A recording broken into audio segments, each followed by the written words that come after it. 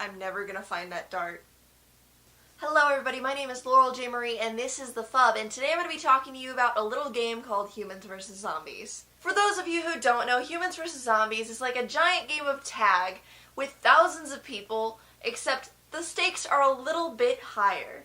You have two teams, the zombies versus the humans. The humans, their goal is to survive. Zombies, to get as many humans as possible. So how do you tell the difference between a human and a zombie?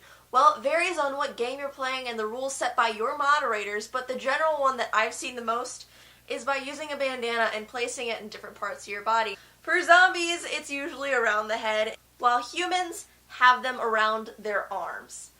Doesn't matter which arm, as long as it's around your arm. This game is usually played over a series of days. At my school, it was for a week. Sometimes we would have weekend-long games, sometimes we would have one-night game, and sometimes we would just have tournaments in the gym. So, how do you play? Well, true to every zombie apocalypse, there are all humans in the beginning and 3 original zombies. The number of OZs depends on how many people are playing the game, but I've seen anywhere between 1 to 5 OZs. Now, what's scary about the OZs is they can walk around all day with the bandana around their arm until they make 3 tags. But how do the humans defend themselves? Well, there are a variety of ways.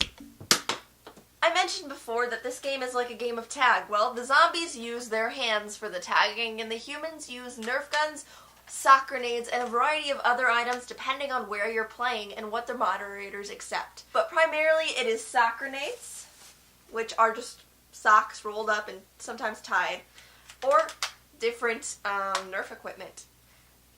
If you modify your Nerf gun, you have to run it by a moderator before you continue. Humans vs. Zombie games that I'm used to are on college campuses. They are all day for a whole week. So when you're walking to classes, if you're a human, you're defending yourself from zombies. If you're a zombie, you are running after humans and trying to tag them before they get into the safe zones, which usually consist of academic buildings and dorms. Now, the reason that I like the Double Strike so much is because it's small and I can hide it somewhere.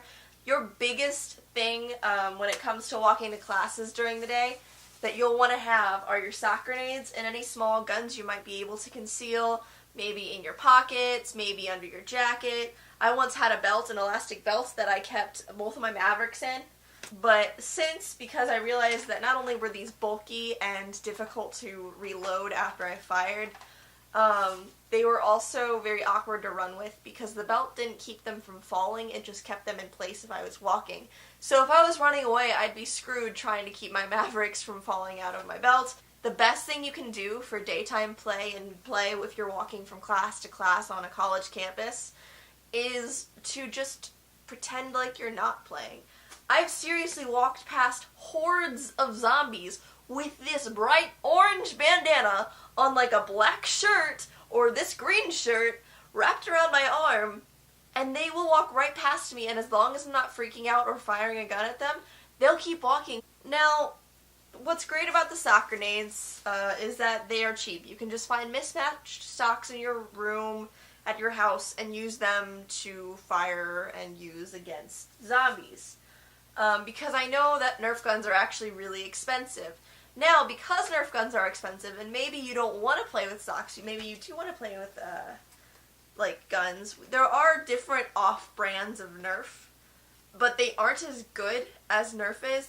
So the reason I'm telling you guys about Humans vs. Zombies is because in college, it was one of the best experiences of my life. It was how I met a lot of my friends, it was how I met people outside of my major, and it was just a way for me to get out and do things and have fun with random people, and it was amazing. I definitely suggest it to anybody, especially freshmen at universities or colleges, to go out and play this game if your school is offering it, because it's a great way to meet people, and it's just a great way to de-stress, because you literally get to run around campus with Nerf guns, shooting at people, and running away from people, and acting like a child.